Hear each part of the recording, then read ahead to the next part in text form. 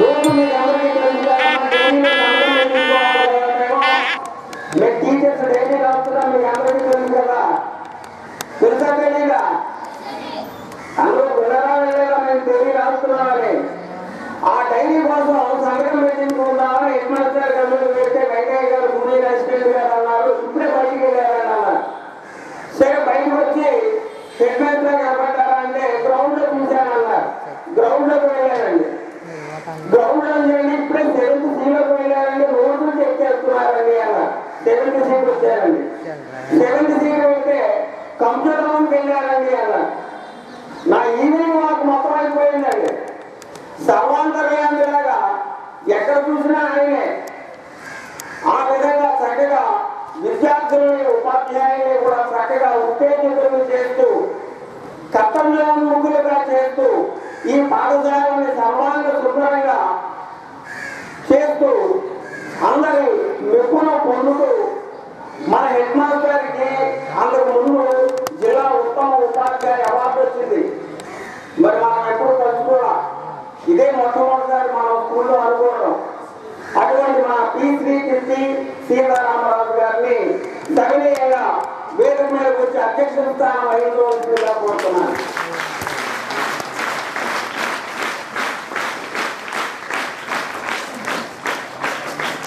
ఈ కార్యక్రమానికి ముఖ్య అతిథిగా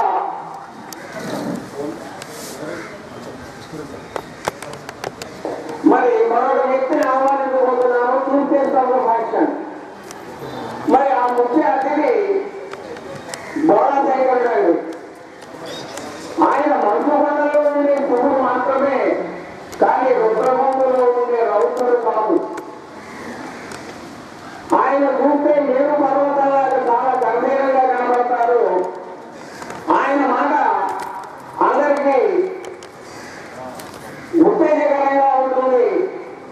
మరి ఆయన కూడా జిల్లా ఉత్తమ ఉపాధ్యాయ అవార్డు గ్రహీత. ఈ రోజున ఈ వేడుకలు ఇద్దరు జిల్లా ఉత్తమ ఉపాధ్యాయ అవార్డు గ్రహీతల సమక్షంలో జరగబోతున్నాం. మరి మా భీమవరం డివిజన్ ఉప విద్యాశాఖాధికారి గౌరవనీయులు మాన్యశ్రీ కె రామకృష్ణరాజు గారిని సవినయంగా వేదిక మీద ఆహ్వానిస్తున్నాం.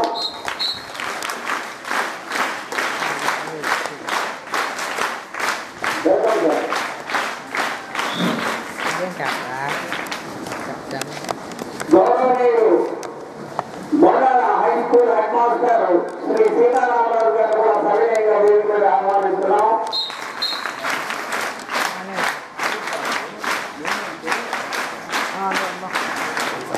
గ్రామస్తులు మాకందరికీ తల్ల నాయకుగా ఉండి మమ్మల్ని ముందుకు నడిపించే వ్యక్తి శ్రీ కోటి పాండురంగారావు గారిని సవినయంగా వేదిక మీద ఆహ్వానిస్తున్నాం.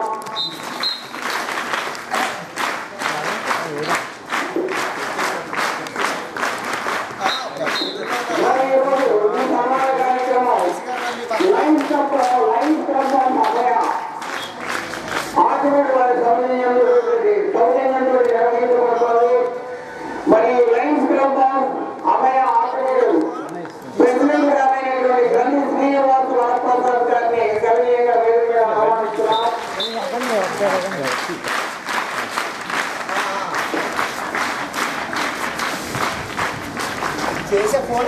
వైస్ ప్రెసిడెంట్ గారు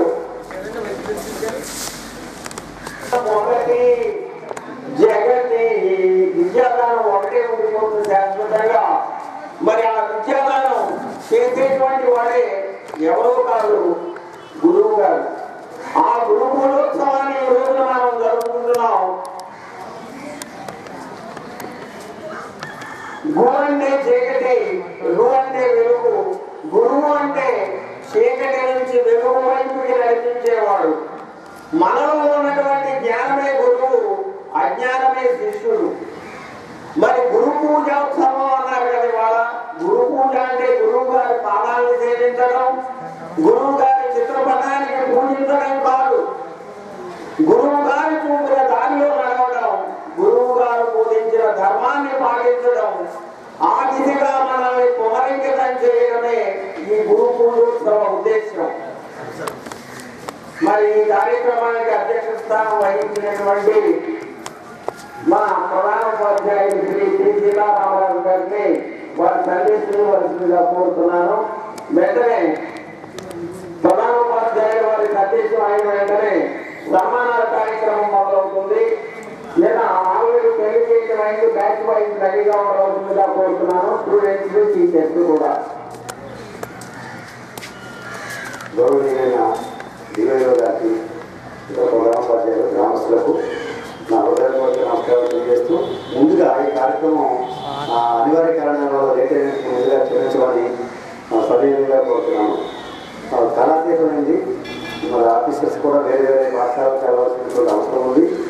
అందువల్ల మరి ఈ గురుకుల సందర్భంగా పిల్లలు ఆర్టీఓల గురించి మాట్లాడవలసిన అంశాలు ఉన్నాయి. అవి నేను నా సంవత్సరంలో నేను షూట్ చేస్తామని, అంటే ఈ కార్యక్రమాన్ని కొంచెం స్పీడ్గా రన్ చేయవలసిందిగా రాధాకృష్ణ గారిని కోరడం. Thank you sir. మరి ముందుగా లైన్స్ క్లబ్ వారి సౌజన్యంలో ఈ సన్మానం ప్రారంభిద్దాం సార్. మాకు సన్మానాలు అయిన తర్వాత మీరు రెస్పాన్సిబుల్ మాట్లాడుతున్నారు, కానీ తర్వాత డివైడర్ మాట్లాడతారు. ఆఖరి హెడ్ మాస్టర్ వారి యొక్క రెస్పాన్స్ ఇస్తారు.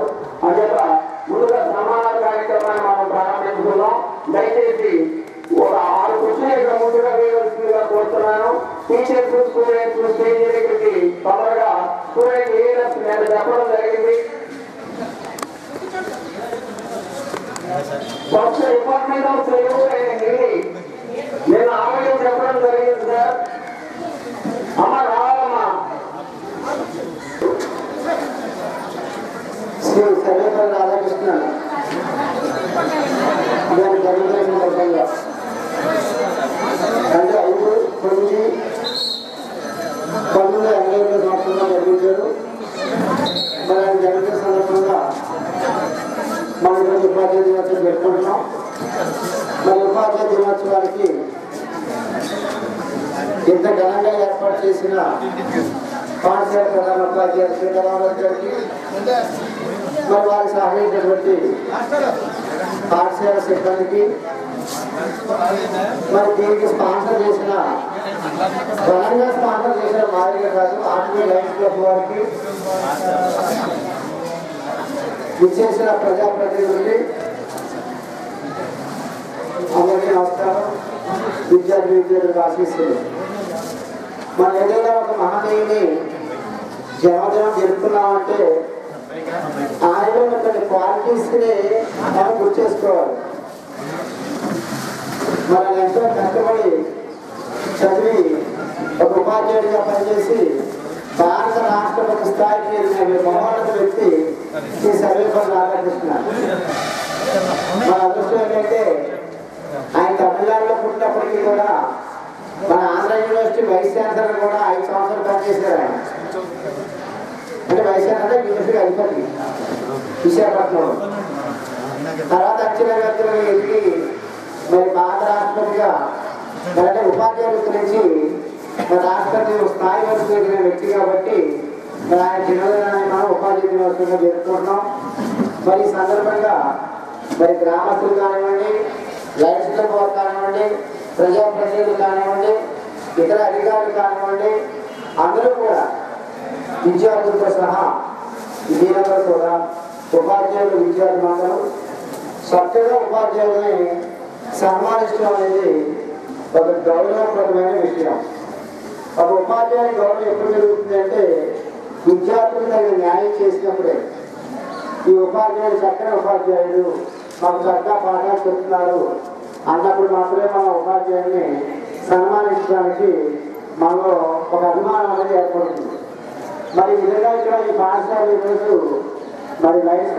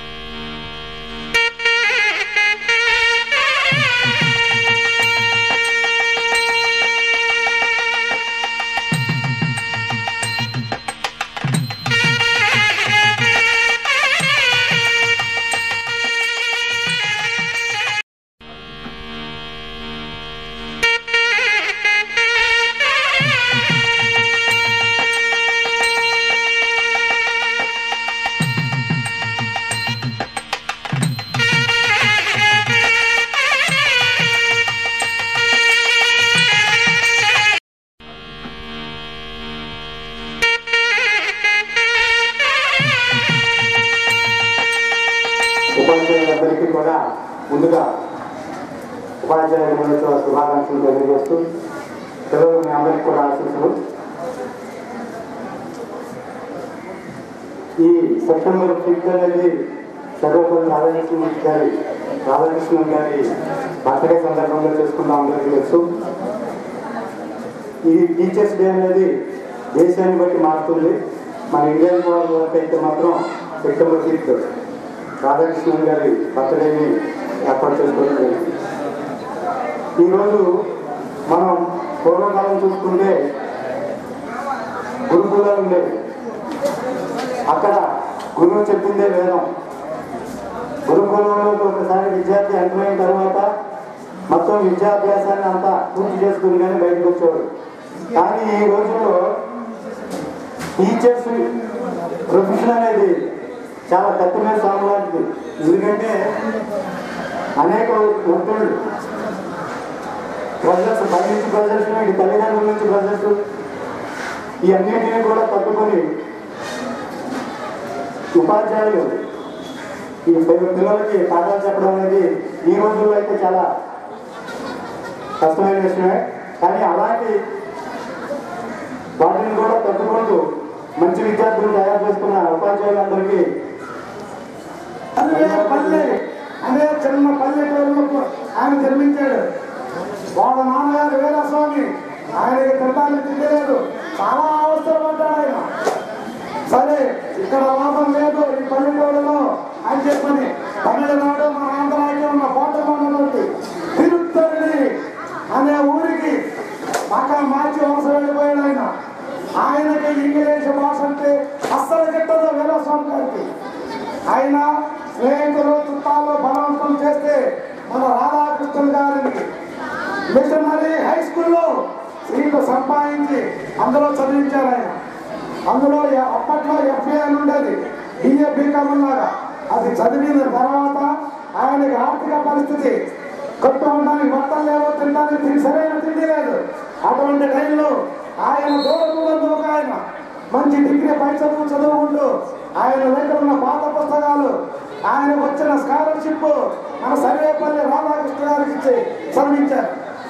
అలా చదువుకుని ఆయన ఒక ఉన్నతమైన ఆచార్యుడిగా, ఉపాధ్యాయుడిగా మన రాజమండ్రిలో పనిచేశారు ఆయన.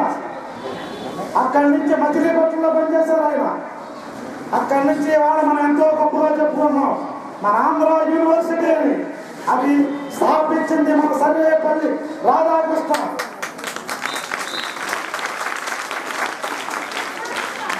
సర్వేపల్లి రాధాకృష్ణ గారికి Japan, Indonesia, Germany, China, America, Hong Kong చాలా చోట్ల మన గవర్నమెంట్ తరఫున ఆహ్వానాలు వస్తే అక్కడికి వెళ్ళి చుట్టుపక్కల దేశాల ప్రతినిధులందరూ చెప్పింది విని మన రాధాకృష్ణ గారు చెప్పింది అక్కడ ఏ నిరంజన అన్న టైంలో ఓటేసేవారు.